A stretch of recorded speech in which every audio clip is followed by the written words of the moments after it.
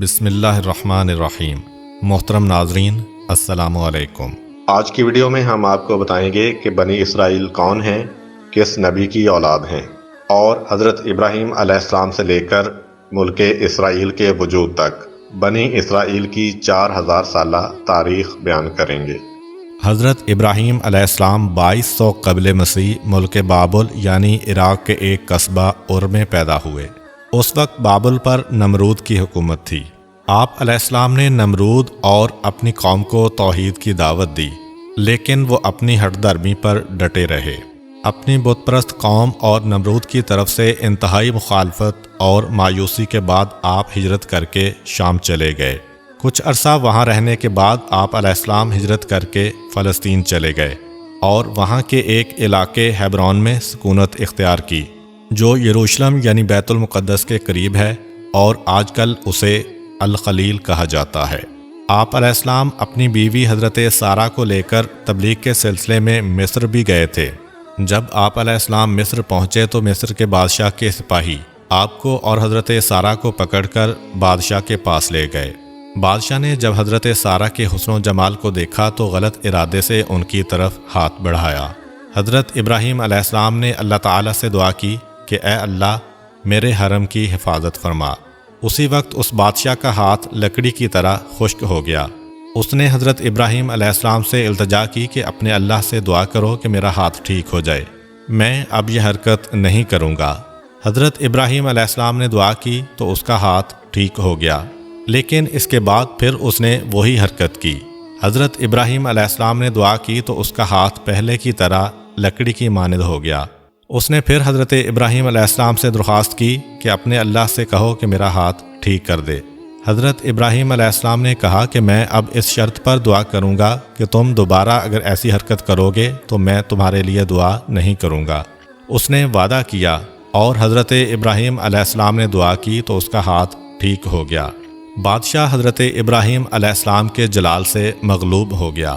اس نے آپ علیہ السلام اور حضرت سارہ کی بڑی عزت و تکریم کی اور کہا کہ آپ ہمارے ملک میں بے خوف و خطر رہیں، آپ کے جان و مال کی حفاظت ہماری ذمہ داری ہوگی۔ جب حضرت ابراہیم علیہ السلام نے وہاں سے جانے کا ارادہ کیا، بادشاہ نے کہا کہ میری ایک خواہش ہے، میں چاہتا ہوں کہ اپنی بیٹی کو آپ کی بیوی حضرت سارہ کو بطور کنیز عطا کر دوں۔ حضرت ابراہیم علیہ السلام نے اس کی پیشکش کو قبول کیا۔ بادشاہ کی یہ بیٹی کوئی اور نہیں بلکہ حضرت ہاجرہ تھیں، جن کو بعد میں حضرت ابراہیم علیہ السلام نے اللہ تعالیٰ کے حکم سے بیوی کا درجہ دیا، اور انہی کے بطن سے اللہ تعالیٰ نے آپ علیہ السلام کو حضرت اسماعیل علیہ السلام عطا کیے تھے۔ حضرت اسماعیل علیہ السلام کی پیدائش کے بعد حضرت سارہ کو جناب ہاجرہ سے حسد ہونے لگا اور ان کا رویہ ان کے ساتھ کافی تبدیل ہو گیا، جس کے بعد اللہ تعالیٰ کے حکم سے حضرت ابراہیم علیہ السلام اپنی بیوی حضرت ہاجرہ اور اپنے بیٹے اسماعیل علیہ السلام کو مکہ میں چھوڑ آئے اور خود واپس حضرت سارہ کے پاس آ کر رہنے لگے۔ کچھ عرصہ بعد اللہ تعالیٰ نے حضرت سارہ کے بطن سے آپ علیہ السلام کو ایک اور بیٹا عطا فرمایا، جن کا نام تھا حضرت اسحاق علیہ السلام۔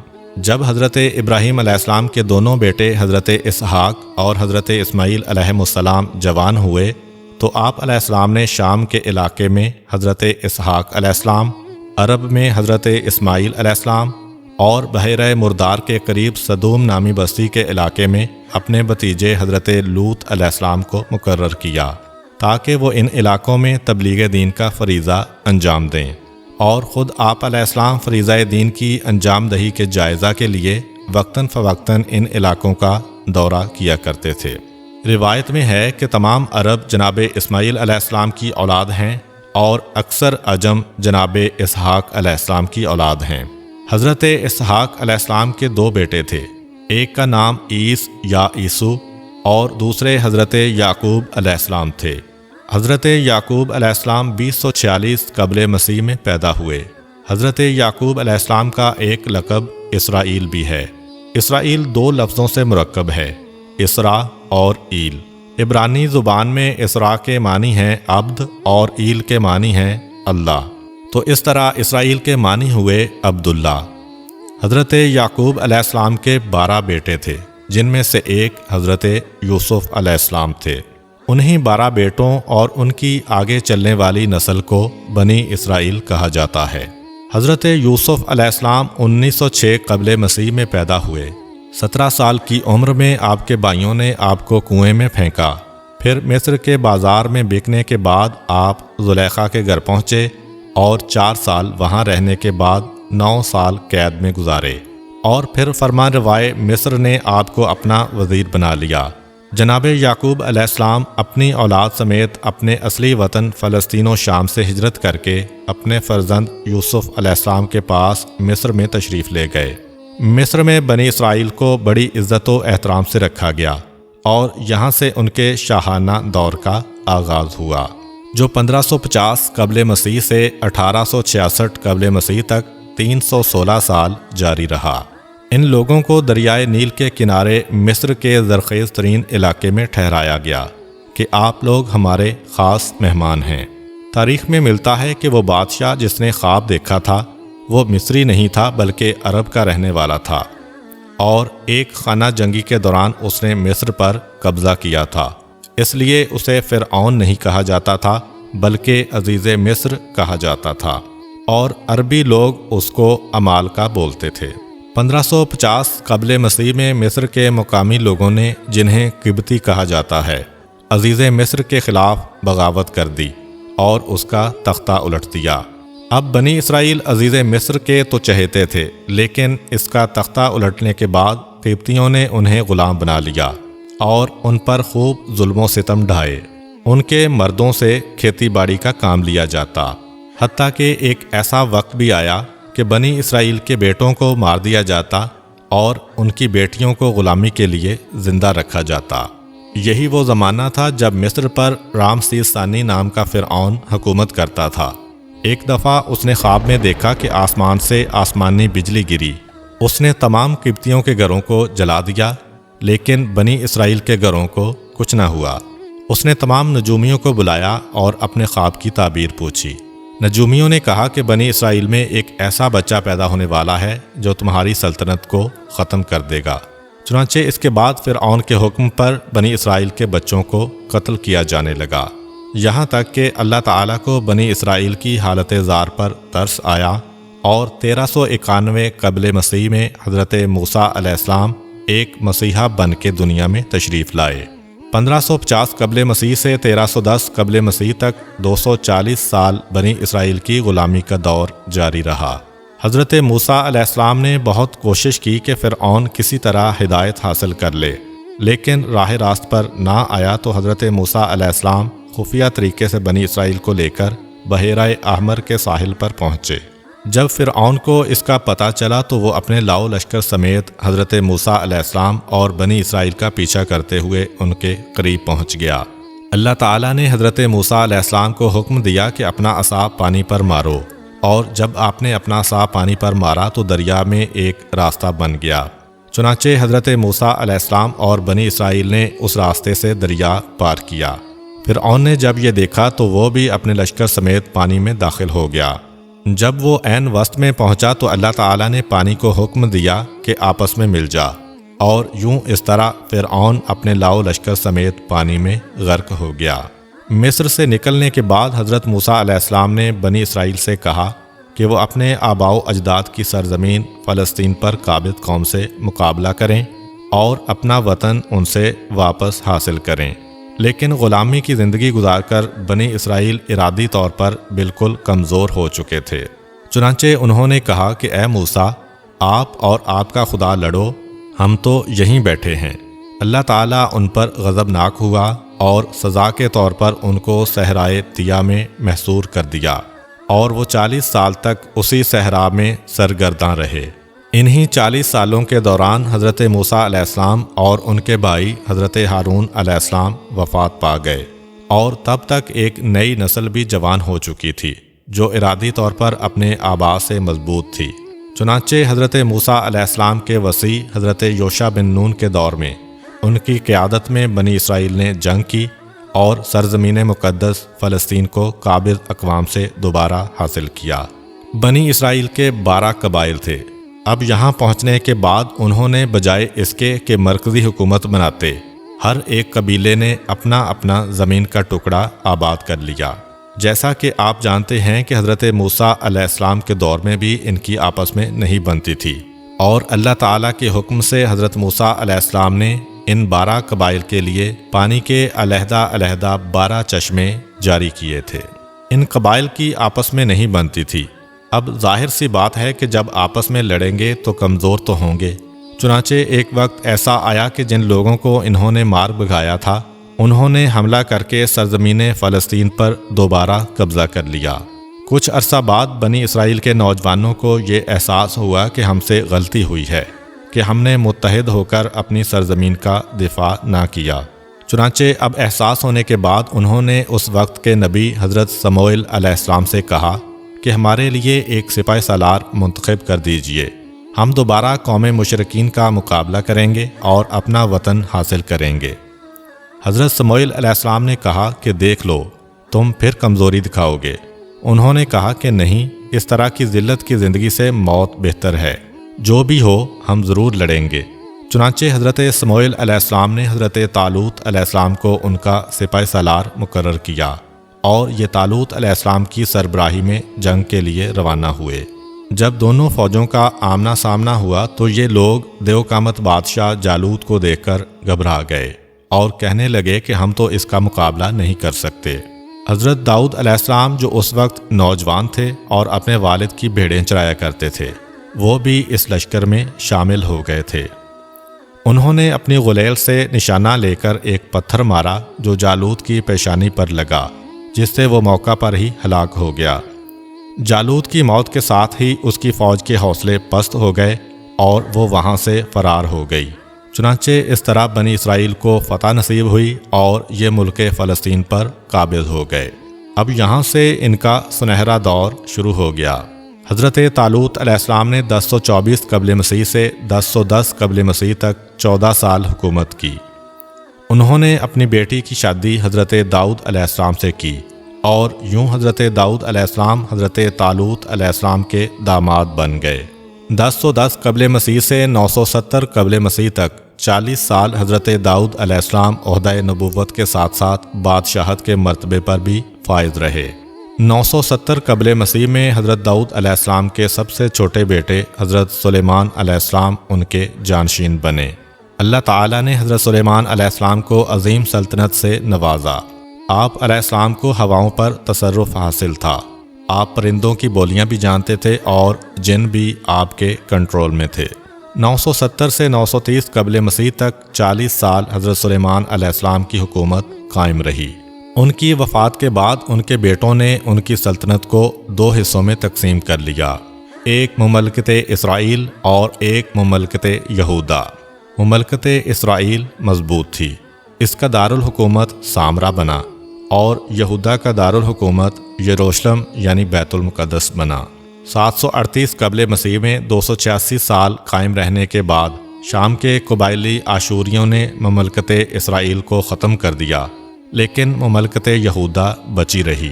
587 قبل مسیح میں بابل کے بادشاہ بخت نصر نے مملکت یہودا پر حملہ کیا اور یروشلم کو بھی تباہ کر دیا، اور حضرت سلیمان علیہ السلام کا بنایا ہوا ہیکل سلیمانی بھی مسمار کر دیا۔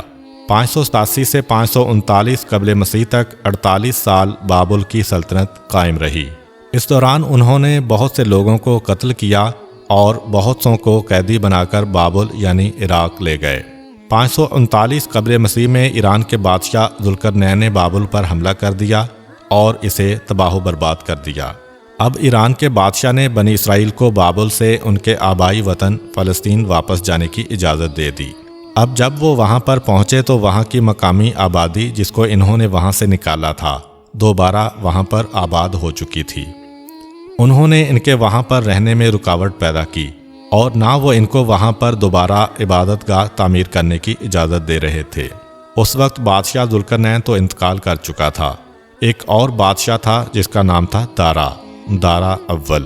اس نے اپنے گورنر کو حکم دیا کہ ہیکل سلیمانی بنانے میں ان لوگوں کی مدد کرو۔ چنانچہ 522 قبل مسیح میں ہیکل سلیمانی کی دوبارہ تعمیر کی گئی، جسے بخت نصر نے مسمار کر دیا تھا۔ اسی ایرانی سلطنت کے دور میں حضرت عزیر علیہ السلام نے دیکھا کہ شہر سارے کا سارا آباد ہے۔ واضح رہے کہ اس سے 100 سال پہلے حضرت عزیر علیہ السلام گھومتے گھماتے یہاں تشریف لائے تھے۔ اس وقت شہر تباہ و برباد ہوا پڑا تھا۔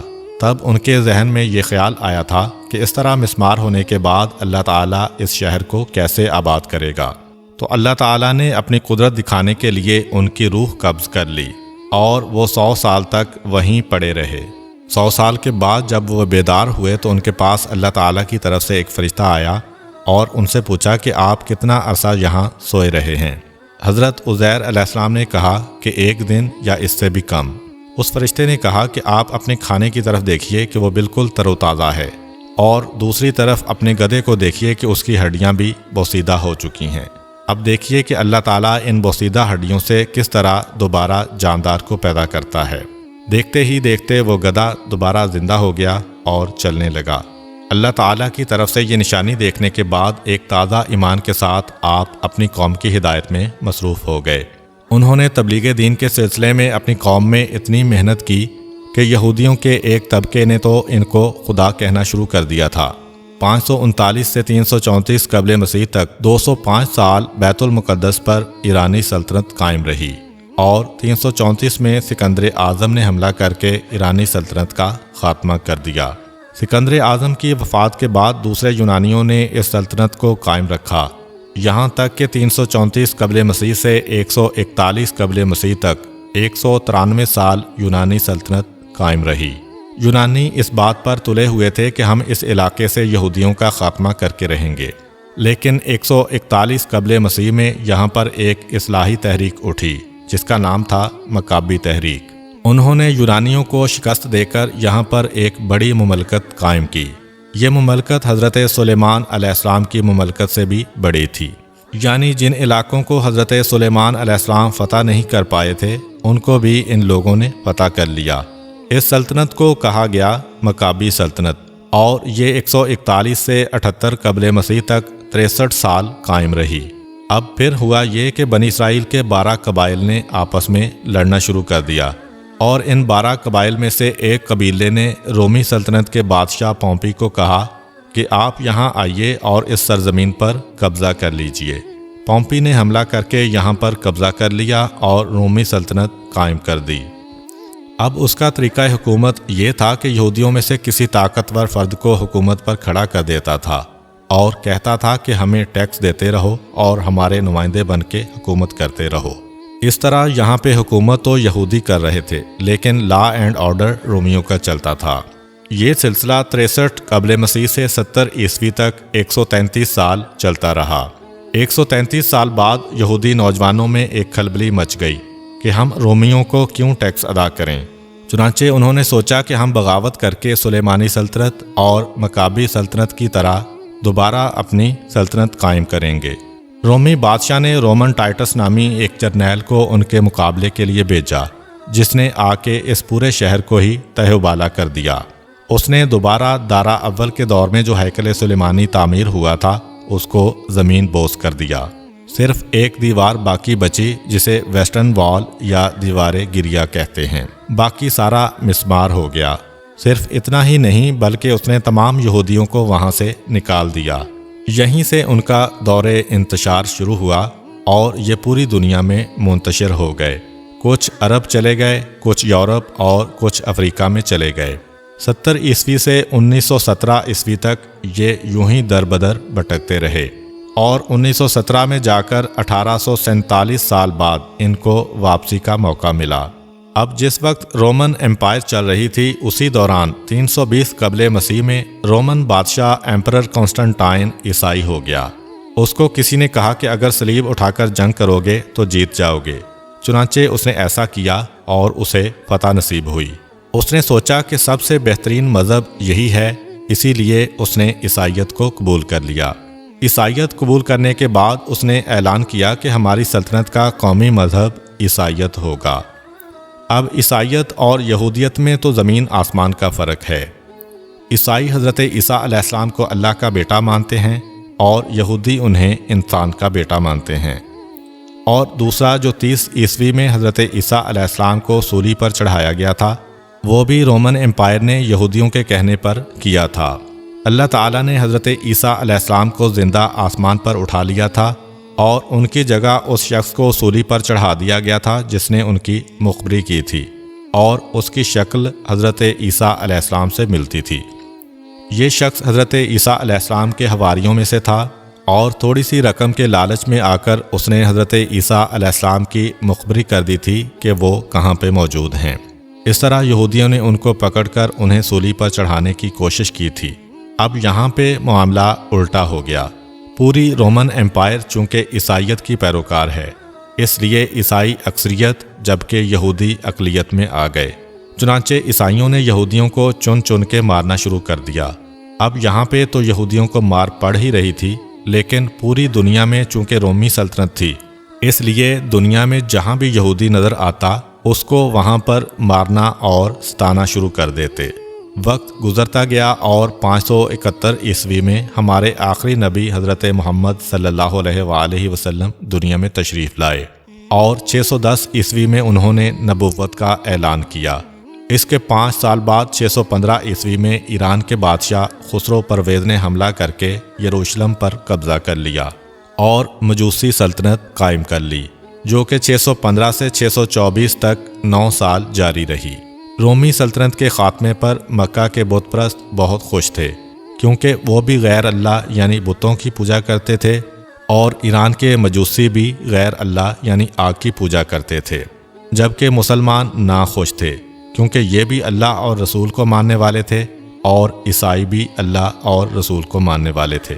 صرف 9 سال بعد 624 عیسوی میں رومیوں نے حملہ کر کے مجوسی سلطنت کا خاتمہ کر دیا اور رومی سلطنت دوبارہ قائم کر لی، جو کہ 624 سے 637 عیسوی تک 13 سال جاری رہی۔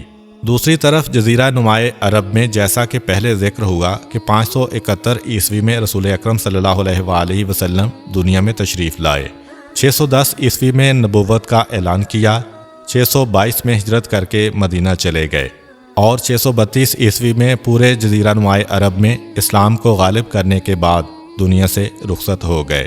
اس کے بعد حضرت ابوبکر رضی اللہ عنہ خلیفہ بنے، اور انہوں نے اپنی خلافت کے آخری سال میں دمشق کی طرف فوج روانہ کی، اور جنگ یرموک ابھی شروع ہوئی تھی کہ ان کا انتقال ہو گیا۔ پھر حضرت عمر رضی اللہ عنہ خلیفہ بنے، 634 عیسوی میں انہوں نے مہم جوئی کا آغاز کیا، اور 637 عیسوی میں ایک معاہدے کے تحت بیت المقدس ان کے قبضے میں آ گیا۔ وہ معاہدہ یہ تھا کہ وہاں کے عیسائیوں نے کہا کہ اگر آپ ہماری جان و مال اور عزت و آبرو کو امان دیں گے تو ہم بیت المقدس آپ کے حوالے کر دیتے ہیں، کیونکہ ہماری کتاب میں لکھا ہوا تھا کہ ایک درویش بادشاہ کے ذریعے یہ شہر فتح ہوگا۔ جو معاہدہ عیسائیوں نے کیا تھا اس میں ایک شک یہ بھی تھی کہ یہاں پہ عیسائی اور مسلمان بس سکتے ہیں، لیکن یہودی نہیں بس سکتے، اور نہ یہودی یہاں آ سکتے ہیں۔ حضرت عمر رضی اللہ عنہ نے کہا کہ یہ ان کے ساتھ ایک طرح سے زیادتی ہوگی، کیونکہ یہاں پر ان کے بھی مقدس مقامات ہیں، ان کے بھی جد امجد وغیرہ کی قبریں یہاں پر ہیں۔ تم بسنے نہیں دینا چاہتے تو ٹھیک ہے، لیکن آنے کی اجازت تو دینی چاہیے۔ وہ اس بات پر مان گئے۔ چنانچہ حضرت عمر رضی اللہ عنہ کے دور میں تقریباً 600 سال کے بعد ان کو اپنے مقدس مقامات کی زیارت نصیب ہوئی۔